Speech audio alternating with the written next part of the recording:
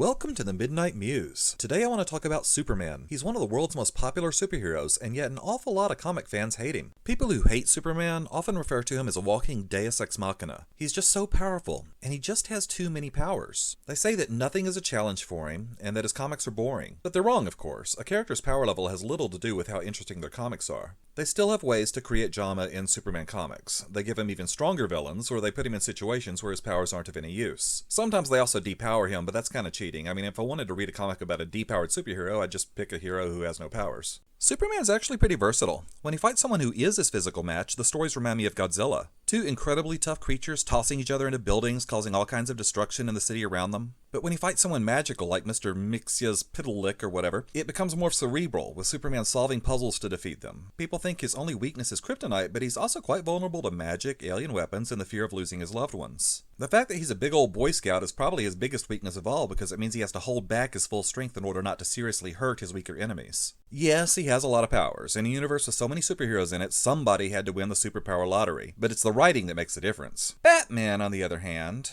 Oh, Batman. For a guy without superpowers, he has every ability it's possible for a human to have. Let's see, he's the world's greatest detective, one of the world's top 10 martial artists, an expert ninja trained by the world's greatest assassins. He's one of the world's richest people, which gives him access to the world's greatest tech, which includes his utility belt, which, I'm sorry, but rivals the sonic screwdriver for being able to do whatever the plot requires at the time. He has a genius-level intellect, a mastery of science, and he has a photographic memory. He's at peak physical strength and knows 127 forms of martial arts. He's been trained as a stage magician, he's an escape artist, a master of disguise, he's multilingual, he's a pilot, he has a computer database with so much information that he can discover any enemy's weakness, and he has an ability to plan ahead that borders on precognition. Plus, he has a persona that strikes fear into his enemies despite being every bit as moral as Superman when it comes to actually taking a life. When you look at power levels, the only big difference between Superman and Batman is that Batman's abilities aren't considered powers. And frankly, that's just semantics. If you want to argue what's actually possible, Batman's abilities really aren't that much more realistic than Superman's. Yes, it is technically possible for humans to do the things Batman does, but for a single human to master every skill Batman has mastered, that would take more years than the average human lifespan.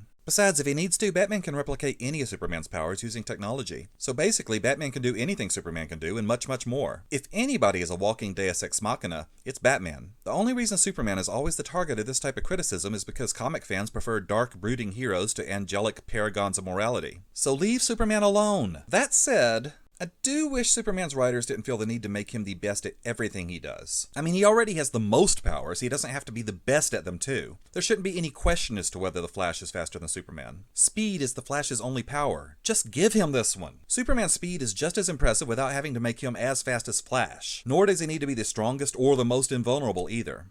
In many ways, I found the original version of Superman more interesting. Back when he was first designed, he was faster than a speeding bullet, but only barely. He was more powerful than a locomotive, but that doesn't mean he could lift a mountain. He could leap tall buildings in a single bound, but he couldn't actually fly. And it was said that nothing short of an exploding shell could penetrate his skin, which is a lot more vulnerable than he is now. But over the years, the writers kept giving him more and more powers, and his existing powers became stronger and stronger. One of my high school friends used to draw his own comic books. He had a tendency to design absurdly powerful characters, basically gods who could only be challenged by other gods. I remember this one character he showed me. It was basically Superman, but with about a dozen extra powers. I remember my friend telling me that the only way this character could be killed is if you fired 21 suns into his chest. You know, assuming you can build a cannon that fires suns in the first place, and then assuming you can get the character to stand still that long. And how do you even load such a weapon? Anyway, I told my friend, dude, there's not going to be any drama there. Characters who can't be killed are so boring. My friend thought about that for a minute and then he said, fine, 13 suns then. So my point is, Superman is a lot more interesting than some people give him credit for. But he's at his most interesting when he isn't overpowered.